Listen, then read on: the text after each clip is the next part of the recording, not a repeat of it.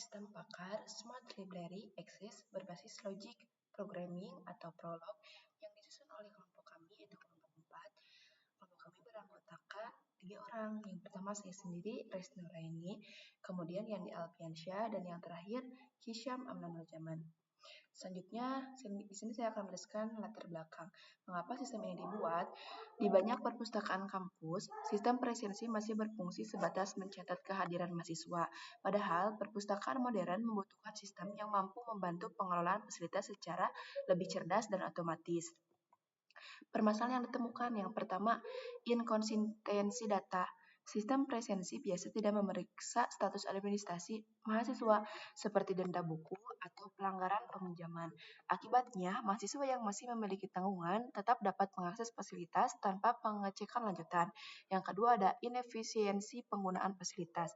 Perpustakaan memiliki beberapa zona belajar dengan fungsi yang berbeda, seperti zona A untuk area membaca umum dan zona B untuk area riset dan skripsi. Namun, mahasiswa sering salah memilih area belajar sehingga mengurangi kenyamanan dan efektivitas penggunaan ruangan. Yang ketiga ada kurangnya sistem rekomendasi. Mahasiswa tingkat akhir sering kesulitan menemukan sumber referensi yang sesuai ketika datang ke perpustakaan karena belum adanya sistem rekomendasi otomatis. Nah, selanjutnya kesimpulan masalah. Di sini saya dan teman-teman semuanya diperlukan sebuah sistem cerdas yang mampu pertama memvalidasi data mahasiswa, kedua mengatur akses fasilitas, dan yang ketiga ada memberikan rekomendasi secara otomatis dan real time.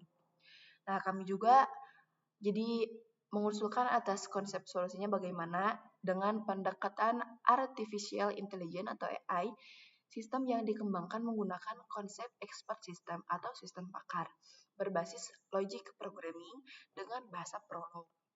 Bagaimana sih cara kerjanya? Nah, sistem tidak hanya mencatat kehadiran mahasiswa, tetapi juga melakukan proses penalaran atau reasoning berdasarkan data mahasiswa. Kemudian data apa saja yang dianalisis oleh sistem? Yang pertama, semester mahasiswa, status denda, kebutuhan ruang belajar, dan hak akses fasilitas. Bagaimana hasil yang diberikan oleh sistem? Nah, jadi sistem akan mengecek status akses diterimanya atau ditolak, rekomendasi zona belajar, peringatan administratif, atau informasi layanan perpustakaan. Bagaimana keunggulan dari sistem ini? Pertama, otomatis, cepat, akurat, dan mudah dikembangkan, kemudian mendukung digitalisasi kampus. Di sini ada model PAS, analisis agent cerdas. Yang pertama, performance.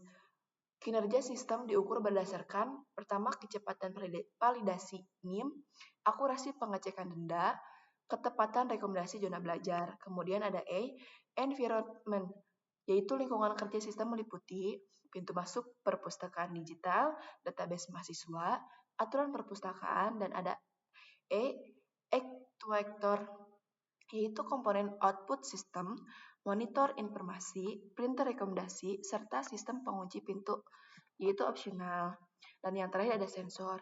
Nah, komponen input sistem ini meliputi scan KTM atau kartu tanda mahasiswa, keyboard input NIM, database, dan jam operasional. Jadi kesimpulannya model PAS membantu menggambarkan bagaimana sistem AI bekerja secara lengkap, mulai dari input, proses, hingga output. Nah, kalau dianalisis menggunakan use case, interaksi penggunaan dengan sistem aktornya meliputi mahasiswa, admin perpustakaan, ataupun pembaca, dosen yang mau ke perpus.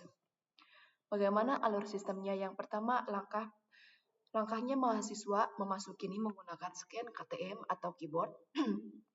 Langkah kedua, sistem melakukan pengecekan data mahasiswa dengan jurusan, semester, dan status denda. Dan yang ketiga, inference engines Prolog menjalankan aturan logika.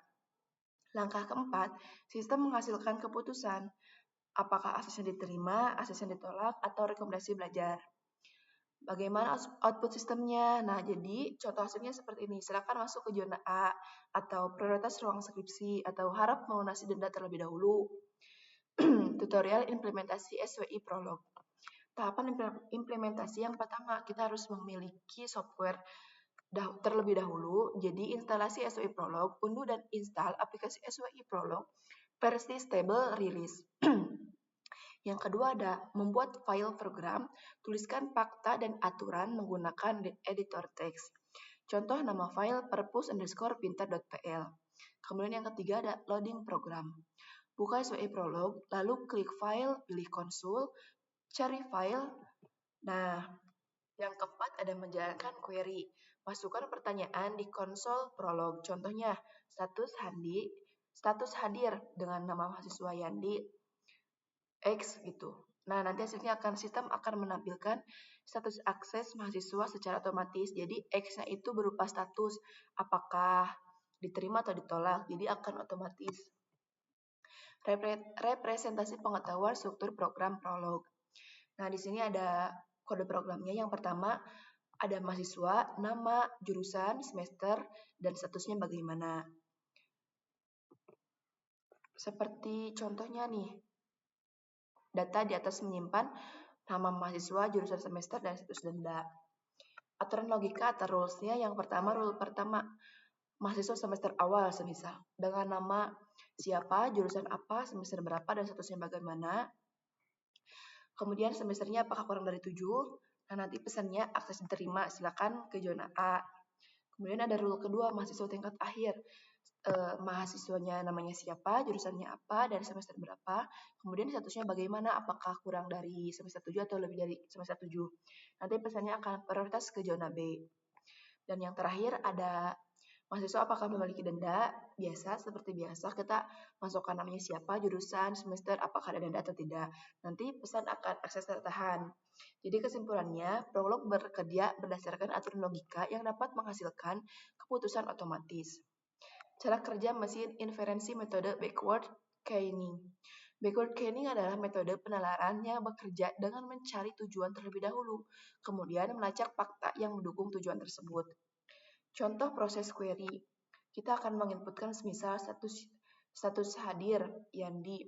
Nah, langkah sistemnya akan mencari data mahasiswa Yandi.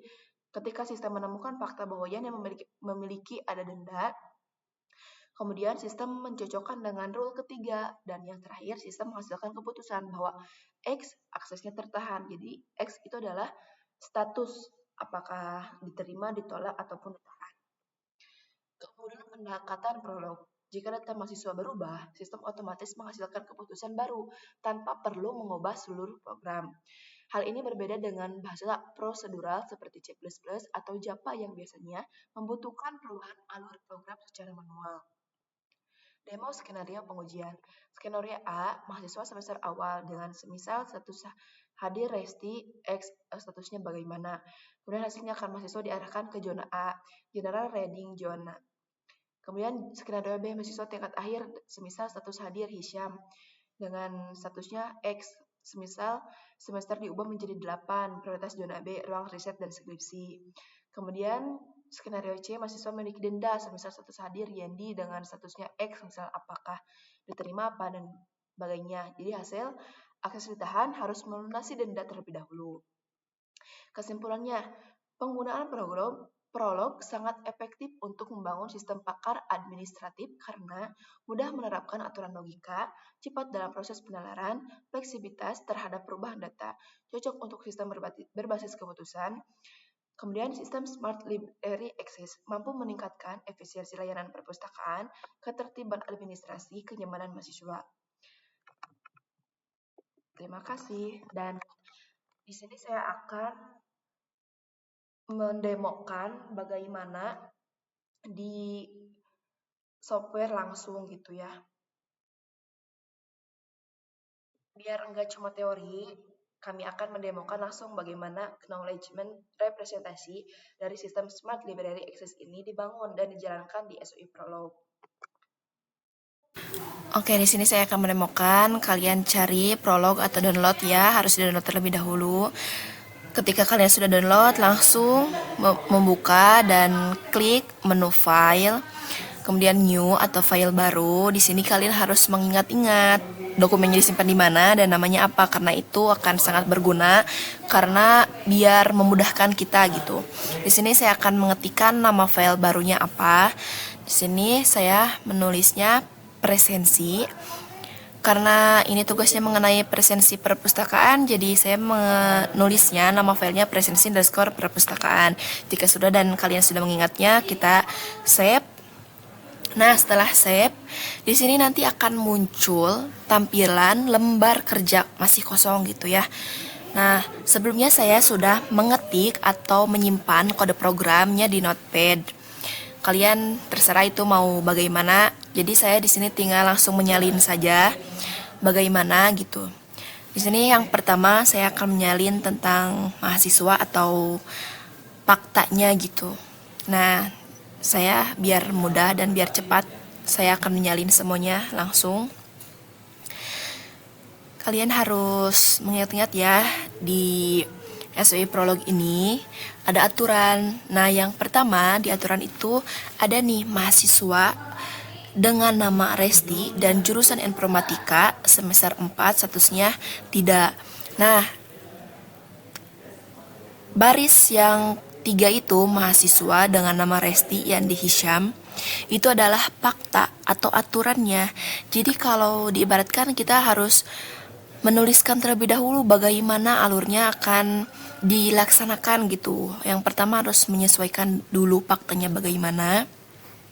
Kemudian jika sudah, kita lanjutkan ke mengetik rules. Nah, yang di bawah ini status itu rules adalah aturannya bagaimana rulesnya yang akan menjalankan perintah fakta. Jadi di SWI Prolog itu ada fakta dan ada rules. Yang di atas itu fakta dan yang di bawah adalah rules.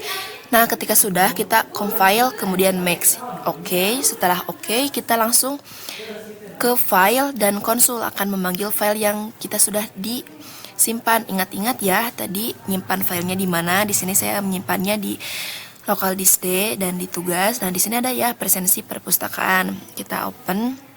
Nah, sudah ya, true atau benar. Selanjutnya kita akan memasukkan bagaimana aturannya dan mengetes atas kode yang sebelumnya gitu. Kita lihat ya, di sini nanti saya akan mengetikkan bagaimana aturannya seperti status misalnya ya, gimana yang tadi sudah kita ketik di awal statusnya apa. Kita akan mengetik status underscore hadir, kemudian nama mahasiswanya siapa, dan X itu statusnya apakah ditahan, apa diterima atau ditolak gitu. Nanti ketika di enter akan muncul gimana hasilnya. Kita coba enter. Nah, hasilnya X boleh masuk gitu. Silakan ke zona A. Nah, jadi otomatis diarahkan ke zona A gitu. Selanjutnya kita akan coba mengetes status yang selanjutnya atau nama mahasiswa lain, status underscore hadir. Kemudian nama mahasiswanya siapa dan statusnya diperbolehkan atau tidak. Jadi saya mengetik nama mahasiswa Hisham yang sudah kita sebelumnya ditulis ya, Resti Yandi Hisham. Kemudian X-nya bagaimana gitu statusnya, apakah diterima atau ditolak. Nah, langsung otomatis ya guys. Jadi boleh masuk, silakan ke zona A gitu. Nanti akan diarahkan otomatis. Selanjutnya akan bagaimana nih, diterima apa ditolak. Kita akan memasukkan nama mahasiswa lain. Status underscore hadir dengan nama mahasiswanya siapa. Di sini yang terakhir nama mahasiswanya Yandi, misal X-nya bagaimana nih gitu. Kita akan setelah di enter akan otomatis hasilnya bagaimana. Nah, ketika sudah di enter ya guys, kan otomatis kan muncul. Berarti di sini akses ditahan nih, tidak diperbolehkan masuk gitu. Karena mungkin kan di aturan sebelumnya sudah dijelaskan ya harus bagaimana. Kemudian kita pertama memetakan faktanya bagaimana, rulesnya bagaimana. Jadi ketika sudah memasukkan pengecekan status akan otomatis gitu guys. Sekian, bye bye.